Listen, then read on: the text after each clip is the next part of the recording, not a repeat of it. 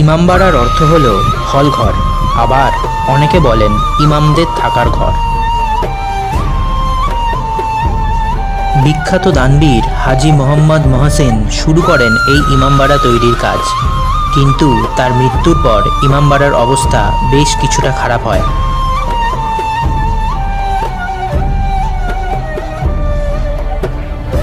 তারপর ইমামবাড়ার দায়িত্ব নেন সৈয়দ কারামাত আলী।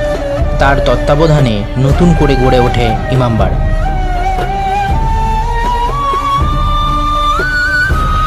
কেরামতুল্লাহ খান ছিলেন এর স্থপতি।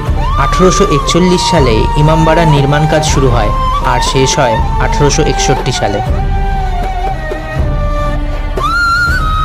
ইমামবাড়ার প্রবেশদ্বার পেরিয়ে চোখে পড়বে দুপাশের দোতলা বাড়ি। বর্তমানে মাদ্রাসা রয়েছে এই ভবনগুলিতে।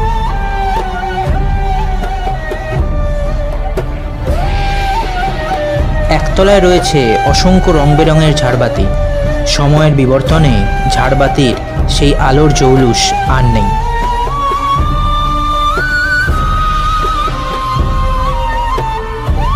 সত্যি সংস্কৃতির এক অপরূপ মেলবন্ধন হল ইমামবাড়া।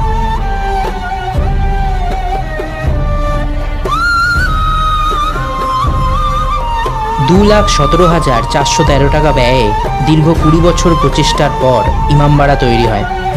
অসাধারণ ইসলামিক স্থাপত্য ও শিল্পের নিদর্শন এই ইমামবাড়া।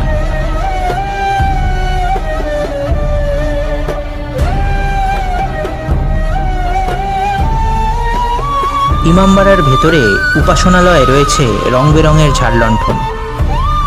উপাসনালয় জুড়ে লেখা রয়েছে ধর্মগ্রন্থ কোরআন শরীফের আয়াত। ভেতরে রয়েছে প্রার্থনা ঘর। জাতি ধর্ম বর্ণ নির্বিশেষে সবাই এসে এখানে প্রার্থনা করতে পারেন, কোনো বাধা নিষেধ নেই। প্রার্থনা ঘরেই রয়েছে কাঠের তৈরি ইমামদের বসার জায়গা। জারি দালান বলে পরিচিত এই প্রার্থনা কক্ষ। ইমামবাড়া থেকে নদীর দিকে যাওয়ার পথে রয়েছে সূর্য ঘড়ি। সূর্যের গতিবিধির ওপর এই ঘড়ির সময় নির্ভর করে। 3 ফুটের মতো উঁচু এই পাথরের ঘড়ি যে অতীত বর্তমান সময়ে তা জানান দিয়ে যাচ্ছে। নদীর পাড়ে জারি দালানের দেওয়াল জুড়ে রয়েছে আরবি ও ফার্সি ভাষার মেলবন্ধন।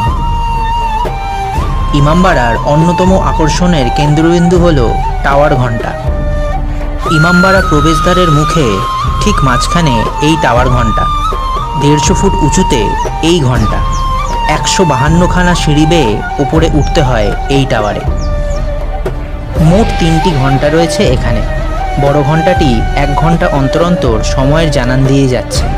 আর মজার জিনিস হলো প্রতি সপ্তাহে শক্তপোক্ত চেহারার 2 জন মানুষকে দম দিতে হয় এই ঘড়িতে। নির্মাণের সময় থেকে এখনও বেজে চলেছে সেই ঘণ্টা। ঘণ্টাতে রয়েছে খোদাই করা রানী ভিক্টোরিয়ার ছবি। হুগলি ইমামবাড়া শিল্পগুণ এবং ঐতিহাসিক গুরুত্বের নিরিখে জাতীয় সম্পদ। তাই শুধু